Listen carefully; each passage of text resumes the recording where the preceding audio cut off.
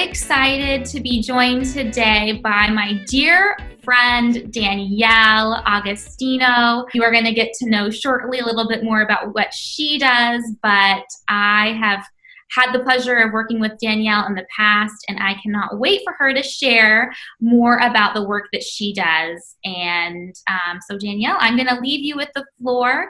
If you don't mind, giving us your title and then a little bit about what the career field looks like. Sure thing. Well, thank you so much, Sabrina. It's a pleasure chatting with you. So I am a board certified physician assistant, and I work in cosmetic dermatology and plastic surgery. And about a year ago, I also launched my own skincare line. So I would have to say that my career path has definitely been exciting. Even after 12 years, I still love it. And it's a growing industry. It's always changing. So it really keeps things exciting. That is amazing. Well, and we'll have to talk a little bit more and hopefully in a different video about kind of how you even started your skincare line, because that is, I think, goes hand in hand with what it is that you're doing from a cosmetic side of things. But I can only imagine how challenging that process is, and you have to really be invested and love what you're doing. So exactly. Yeah. So you've been in the field for 12 years. Would you, I guess, enlighten us on how you even get into the field? Like, what kind of education is needed? I know that there's a few different ways to get into what it is that you do. Sure. So I went to PA school at U of O College in Buffalo, New York, where I'm from. And it's definitely a rigorous program. It's very competitive in the sense that they're very small class sizes, but it's based on the medical doctor curriculum, but it's just condensed. So being board certified, when I completed the PA program, I basically took a board exam. You have to pass that in order to practice. I diagnose, treat, I see my own patients, I write prescriptions. So there's really a lot of autonomy being a PA. And I really love the field. It's really been a great experience, but it's definitely based on, you get a lot of this medical knowledge. And when I graduated from PA school, I knew that I wanted to get into plastic surgery, cosmetic dermatology, as I've always had this passion for skincare, everything that goes into it. So when I graduated, I was able to land a position in Buffalo with a plastic surgeon, where I essentially learned everything that I'm doing now. And then through the years have just grown into perfecting the skill in cosmetic dermatology. So it's been a really great experience, and you're always learning and engaged within this field. How long, time-wise, did it take from entering school until actually pursuing what it is that you wanted to do with the additional training or other things? So I have 2 degrees. I have a degree in psychology and then also physician assistant studies. So I have a total of 8 years of schooling, college. And to get into this field that I'm in, it's actually incredibly difficult to be able to get into the field, because a lot of providers or offices, they want you to have that experience. So I do feel that it's a difficult field to get into. And I see that a lot with different providers that reach out to me asking, hey, how do I transition into this field? I just graduated from PA school or NP school, and I'm trying to get my foot in the door. And it's very difficult. So I feel really blessed that I had the opportunities that I did back in Buffalo and then also here. So, but certainly getting into the field is a little bit of a tricky situation, in trying to get your foot in the door where you can actually get that training and that experience too, because you really need the experience of seeing patients every single day so that you can perfect that skill. What would be a piece of advice, especially because it is so niche and it is so difficult to get into?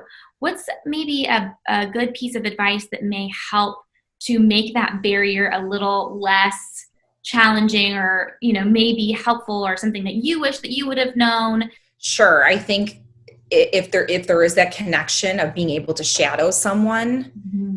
and being able to see that repetition of the different treatments that are available, I Mm-hmm. think that's really key in terms of being able to get a position within the field. Yep. But a lot of times it's very difficult to have that opportunity to shadow someone because the practice is already so busy and they can't Mm-hmm. take on any additional maybe bodies within the office, so to speak.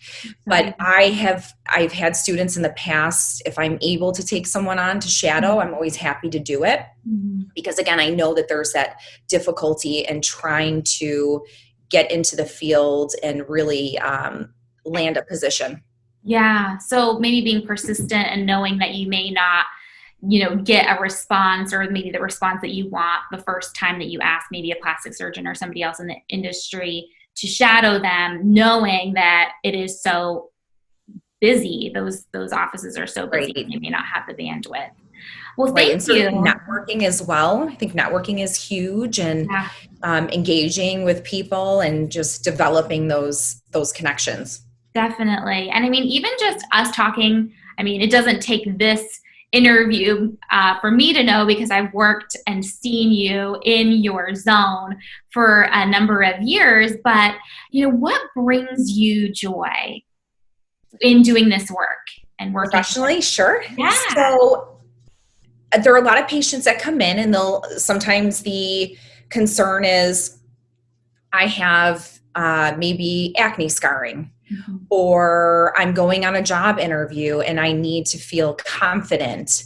And so if I can deliver a treatment that is going to allow them to feel confident, then that really makes my day. I love that when patients come in and maybe vent to me about different things that are going on in their life or insecurities, and if I can bring them some sort of joy leaving my office, then that really makes my heart happy.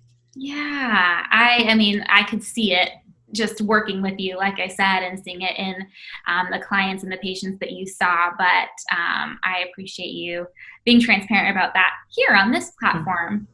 So, in final kind of closing, this is more of a fun question, but also more of a deep question.